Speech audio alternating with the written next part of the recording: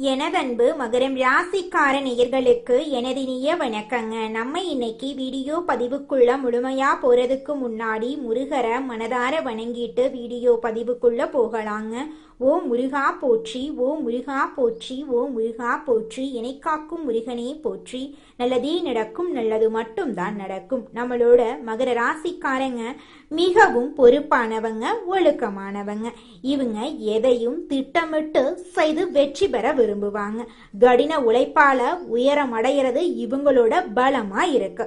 சில நேரங்கள்ல சீரியஸா இருப்பாங்க, ஆனா உள்ளுக்குள்ள மிகவும் அக்கறை கொண்டவங்களா இருப்பாங்க நம்மளோட மகர ராசிக்காரங்க. இவங்க நட்புக்கு முக்கியத்துவம் தருவாங்க, அதே நேரத்துல நண்பனுக்காக உயிரை கொடுக்க கூட இவங்க தயங்க மாட்டாங்க.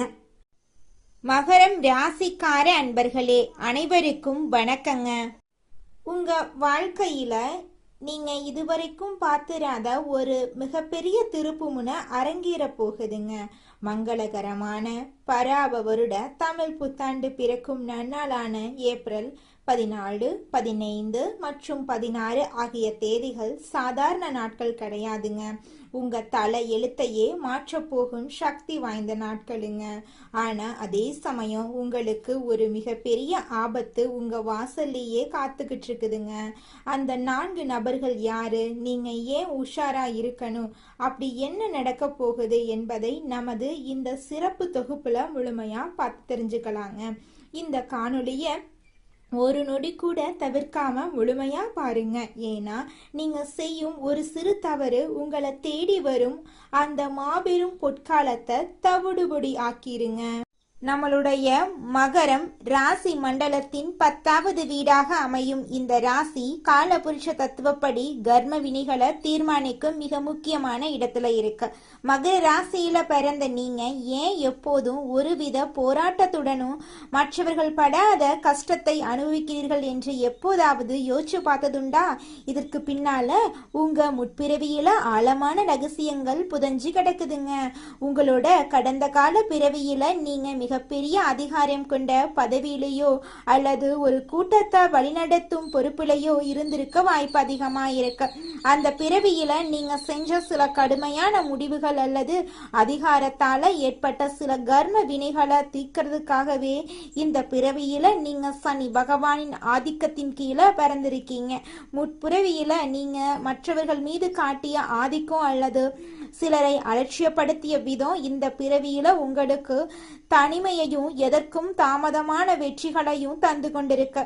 குறிப்பா மகர ராசிக்காரங்க இந்த பிறவியில எப்போதுமே ஒருவித குற்ற உணர்ச்சியோட எதையோ சாதிக்க வேண்டும் என்கிற தாகத்துடனும் அலையிறதுக்கு காரணம் முற்பிறவியில முடிக்கப்படாமல் போன சில கடமைகள் தாங்க. நீங்க கடந்த கால பிறவியில நேர்மறையற்ற முறையில எதையாவது அடைந்திருந்தா இந்த பிறவியில உழைப்புக்கு ஏற்ற பலன் கிடைக்காம தவிப்பீங்க. ஆனா நீங்க தர்மத்தின் வழி நிற்பதால இந்த பிறவியின் தொடக்கத்துல கஷ்டங்கள் இருந்தாலும் நடுத்தர வயதுக்கு பிறகு ராஜ வாழ்க்கை உங்களை நிச்சயமா தேடி வரீங்க. உங்க முற்பிறவியில நீங்க உறவுகளுக்கு கொடுத்த முக்கியத்துவத்தை விட அந்தஸ்துக்கும் பேருக்கும் கொடுத்த முக்கியத்துவம் அதிகமா இருந்திருக்கலாம். அதன் விளைவாகவே இந்த பிறவியில நீங்க உண்மையான பாசத்துக்காக இயங்குவதும் பலமுறை உதவி செய்தவர்களிலேயே முதுகில் குத்தப்படுவதும் நிகழ்து. உங்க ஜாதகத்துல ராகு மற்றும் கேதுவின் நிலையை பொறுத்து உங்க முற்பிறவியிலேயே நீங்க செய்த புண்ணியங்கள் இந்த பிறவியில் உங்களுக்கு திடீர் அதிர்ஷ்டங்களை கொடுக்கும். ஆனா இப்போது வரக்கூடிய பராபவ வருட தமிழ் புத்தாண்டு நாட்கள் உங்கள் கடந்த கால பிறவியின் பாவங்களுக்கான தண்டனையை குறைச்சு நட்பலன்களை வழங்க போகும் ஒரு காலச்சக்கரமா இருக்கு.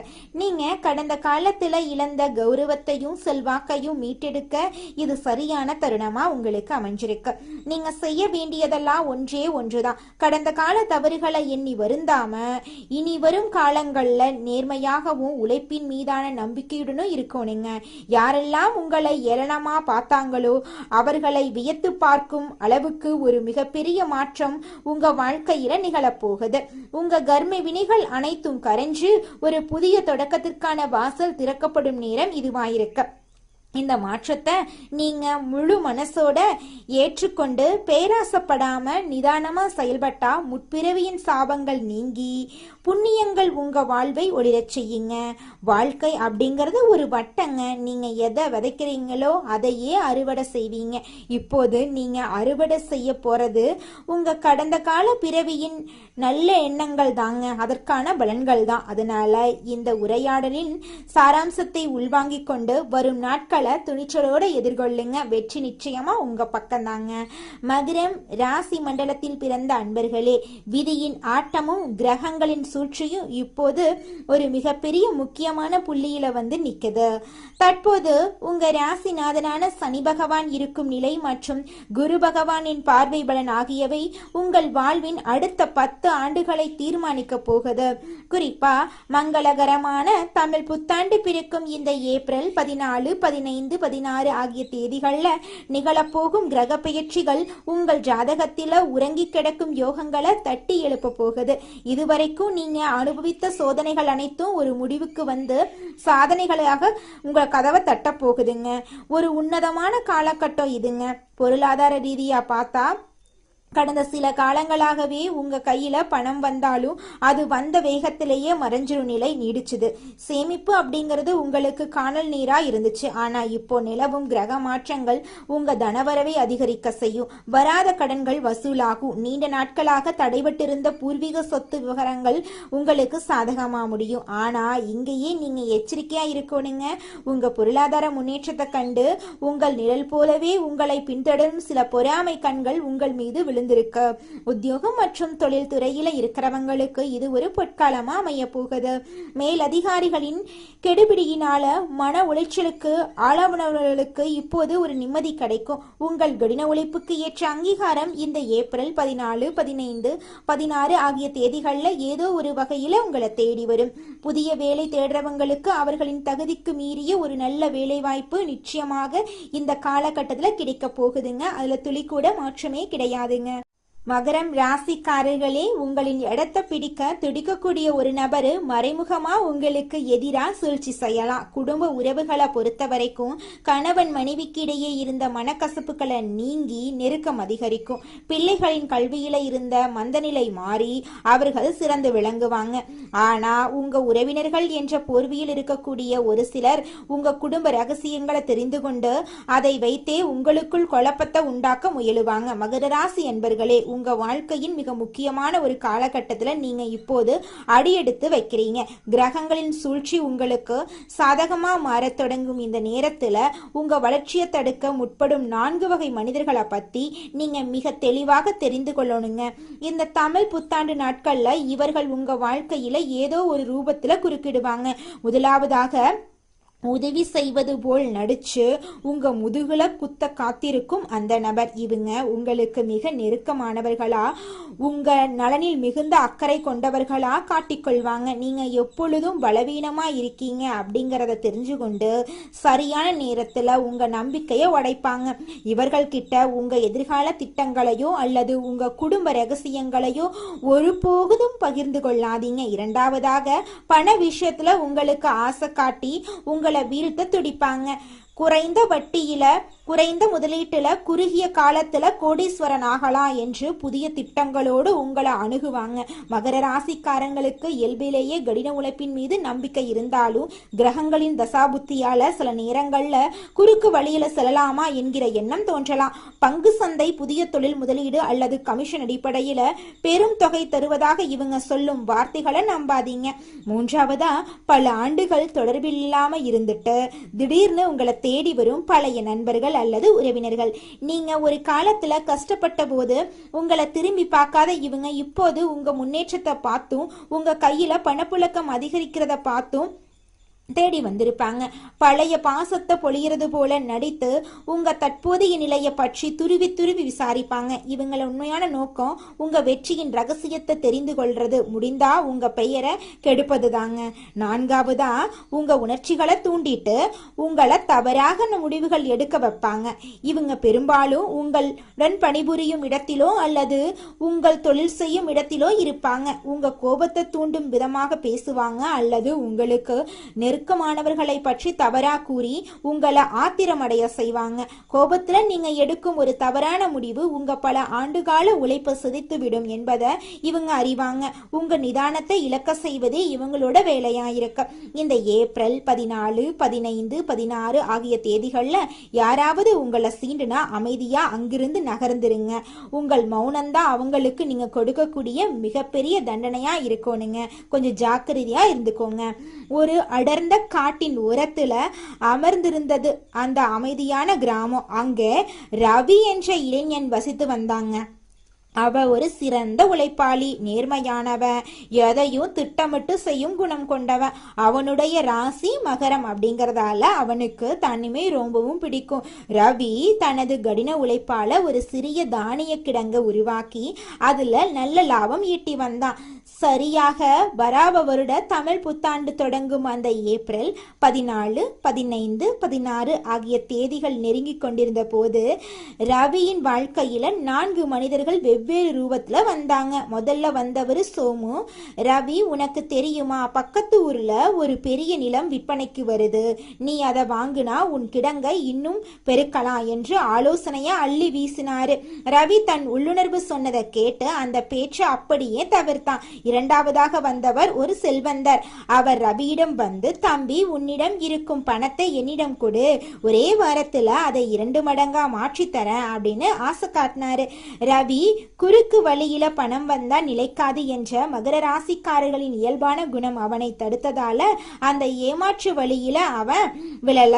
மூன்றாவதாக ரவி பள்ளியில படித்த போது நண்பனாயிருந்த ஒருவன் திடீரென்று ஊருக்கு வந்தான். நண்பா, உன் வளர்ச்சி எனக்கு மிக்க மகிழ்ச்சி தருது என்று கூறிக்கொண்டே ரவியின் தொழிலில் இருக்கக்கூடிய நுணுக்கங்களை துருவி துருவி விசாரிச்சான். ரவி அவங்கிட்ட தன் வெற்றியை பற்றி பேசாம பழைய ஞாபகங்களை மட்டும் பேசி அனுப்பிச்சிட்டான். நான்காவதாக ரவியின் கிடங்கில் வேலை செய்யும் ஒருவன் ரவிக்கு மிக நெருக்கமான ஒருவரை பற்றி தவறாக பேசி ரவியுடைய கோபத்தை தூண்டினான். ரவி ஒரு நிமிடம் கோபத்தின் உச்சத்துக்கே போயிட்டான். ஆனா அந்த ஏப்ரல் 16ஆம் தேதி தன் நிதானத்தை இழக்கக்கூடாது என்பதுல உறுதியா இருந்தா. அந்த 3 நாட்களும் ரவி மிக எச்சரிக்கையா இருந்தா. சோமுவின் வஞ்சகம், செல்வந்தரின் ஏமாற்று வேலை, பழைய நண்பனின் பொறாமை, வேலையாளின் சூழ்ச்சி என அனைத்தையும் தனது நிதானத்தால் முறியடித்தான். அதனால ஏப்ரல் 16ஆம் தேதி இரவு முடிந்தபோது ரவிக்கே ஒரு செய்தி வந்துச்சு. அவன் நீண்ட நாட்களாக எதிர்பார்த்த ஒரு பெரிய அரசாங்க ஒப்பந்தம் அவனுக்கு கிடைச்சது. ரவி புரிந்து கொண்டான், அந்த 4 மனிதர்களிடம் சிக்கி இருந்தா இன்று இந்த மிகப்பெரிய வெற்றியை தொலைத்திருப்போம் அப்படின்னு அவன் நினைச்சான். இந்த ரவியை போல நீங்களும் பொறுப்பா நிதானமா இருந்தா உங்க வாழ்க்கையிலையும் நிச்சயமா வெற்றி கிடைக்குங்க. இந்த உலகத்துல யாருங்க கோடீஸ்வரன்? கோடி கோடியா பணம் வச்சிருக்கிறவங்களா, பிடிச்ச உணவை சாப்பிட்றவங்களா? இதில் யாருமே கோடீஸ்வரன் கிடையாதுங்க. யார் ஒருத்தவங்க நோய் நொடி இல்லாமல் மனக்கவலையும் இல்லாமல் நிம்மதியாக தூங்குறாங்களோ அவங்க தாங்க இந்த உலகத்திலேயே சிறந்த கோடீஸ்வரன். அப்பேற்பட்ட கோடீஸ்வரன் யோகம் உங்களுக்கு இந்த மாதம் கிடைக்க போகுதுங்க. இந்த யோகத்தை பயன்படுத்தி வாழ்க்கையில் நீங்கள் முன்னேற வழியை பாருங்க. நம்ம ராசி மண்டலத்துல 10ஆவதா இருக்கக்கூடிய ராசி தாங்க மகரம் ராசி. மகரம் ராசியின் அதிபதி சனி பகவானுங்க. உத்திராடம் 2, 3, 4ஆம் பாதம், திருவோணம், அவிட்டம் 1, 2ஆம் பாதங்கள்ல பிறந்தவங்க மகரம் ராசியில பிறந்தவங்களா கருதப்படுறாங்க. நம்மளுடைய மகரம் ராசிக்காரங்களுக்கு நட்பு ராசியா இருக்கக்கூடியவங்க யாராருன்னு பாத்தீங்கன்னா ரிஷபம், கன்னி, மகரம், மீனம், விருச்சிகம் இவங்க எல்லாரும் மகரம் ராசிக்கு நட்பு ராசியா இருக்காங்க. மகரம் ராசியில பிறந்தவங்க மிகவும் இரக்க குணம் கொண்டவங்களா இருக்காங்க.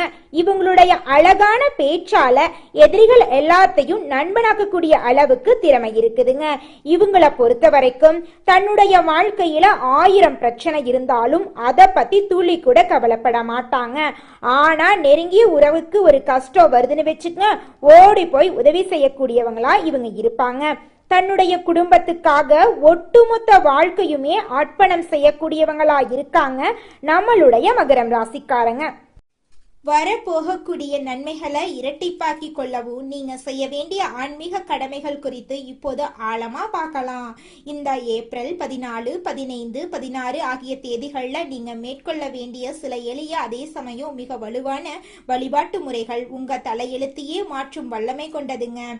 உங்க வாழ்க்கையில நீங்க செய்யக்கூடிய முதல் விஷயம் என்னன்னு பாத்தீங்கன்னா, இந்த 3 தேதிகளிலும் நீங்க அதிகாலையிலே பிரம்ம முகூர்த்தத்துல எழுந்து நீராடி உங்க வீட்டுல பூஜை அறையில மகாலட்சுமியின் திருவுருவ படத்துக்கு மல்லிகை அல்லது வெந்தாமரை மலர்களால அலங்காரம் செய்யணும். நெய் தீபம் ஏற்றி வச்சு உங்கள் மனக்குறைகளை அந்த அன்னையிடம் ஒப்படைச்சிடுங்க. இத்தனை காலம் நான் பட்ட கஷ்டங்கள் போதும் தாயே, இனி வரும் காலம் எனக்கு ஒளியா அமையட்டும் என்று மனதார வேண்டிக் கொள்ளுங்க. வெள்ளிக்கிழமைகள்ல சுக்கிர உரையில இந்த வழிபாட்டை செய்யறது உங்களுக்கு ராஜயோகத்தை பெற்று தருங்க. அடுத்ததாக தானங்கள்ல சிறந்த தானமான அன்னதானத்தை பத்தி பார்க்கலாங்க. உங்க வசதிக்கு ஏற்ப ஏழை எளியவர்களுக்கோ அல்லது ஆதரவற்ற பெண்களுக்கோ உங்களால முடிந்த உணவை அளியுங்க. குறிப்பா இந்த புத்தாண்டு நாட்கள்ல தயிர் சாதம், பால் பாயாசம் அல்லது வெள்ளை நிற இனிப்பு வகைகளை தானமா வழங்குறது உங்கள் ஜாதகத்தில் இருக்கக்கூடிய தோஷங்களின் வீரியத்தை குறைக்குங்க. பார்வையற்றவர்களுக்கு உதவுறது சுக்கிர பகவானின் பரிபூரண அருளை உங்களுக்கு பெற்று தருங்க. இந்த 3 நாட்களும் நீங்க வெள்ளை அல்ல சந்தன நிற ஆடைகளை அணியறது உங்களுக்கு ஒரு கூடுதல் பலத்தை தருங்க. இது உங்களை சுற்றி ஒரு தெய்வீக பாதுகாப்பு கவசத்தை உருவாக்கி எதிர்மறை எண்ணங்கள்ல இருந்து உங்களை நிச்சயமா பாதுகாக்குங்க. இந்த நாட்கள்ல நீங்க எடுக்கும் ஒவ்வொரு முடிவும் உங்க எதிர்காலத்தை நிர்ணயிக்கும் அப்படிங்கறதால எந்த ஒரு காரியத்தையும் அவசரத்துல செய்யாதீங்க. யாரிடமும் வாக்குவாதம் செய்யாதீங்க. உங்கள் மௌனம்தான் இந்த 3 நாட்கள்ல உங்கள் மிகப்பெரிய வலிமையா இருக்கணுங்க. உங்க வெற்றி கனிகள் கனிந்து உங்க கைக்கு வரும் வர அதை மறைத்தே வச்சிருங்க. நீங்க செய்யும் இந்த எளிய ஆனா வலுவான பரிகாரங்கள் உங்க பாதையில் இருக்கக்கூடிய முட்களை அகற்றி மலர் பாதையா மாத்திருங்க. இந்த எச்சரிக்கைகளை மனதில் கொண்டு நிதானமா செயல்பட்டா உங்க வாழ்க்கையில இந்த புத்தாண்டு ஒரு மாபெரும் பொற்காலமா இருக்குங்க. நிச்சயமா உங்களுடைய ஆசைகள் கனவுகள் எல்லாமே இந்த காலகட்டத்துல நிறைவேறி தீருங்க. அதுல துளி கூட மாற்றமே கிடையாதுங்க. உங்கள் வாழ்க்கையில் மேலும் நல்லதெல்லாம் நடக்க நீங்கள் செய்யக்கூடிய பரிகாரம் என பார்த்தீங்கன்னா, உங்கள் வீட்டுக்கு பக்கத்தில் இருக்கக்கூடிய வயதான முதியவர்களுக்கு உங்களால் முடிந்த உதவிகளை செஞ்சுக்கிட்டு வாங்க. இந்த உதவியை செய்யறதன் மூலமாக நீங்கள் செஞ்ச பாவங்கள் நிச்சயமாக குறையுங்க. உதவி செய்யணும் அப்படிங்கிறதுக்காக நீங்கள் ஆயிரக்கணக்கில் லட்சக்கணக்கில் பணம் செலவு பண்ணணும் அப்படிங்கிற அவசியம் கிடையாதுங்க. உங்களால் முடிஞ்ச அளவுக்கு ஒரு வேளை முதியவர்களுக்கு உணவு வாங்கி கொடுத்தா கூட போதுங்க. இந்த உதவியை செய்யறதன் மூலமா உங்க வாழ்க்கையில நல்லது தாங்க நடக்கும், நல்லது மட்டும்தாங்க நடக்கும். நன்றி, வணக்கம்.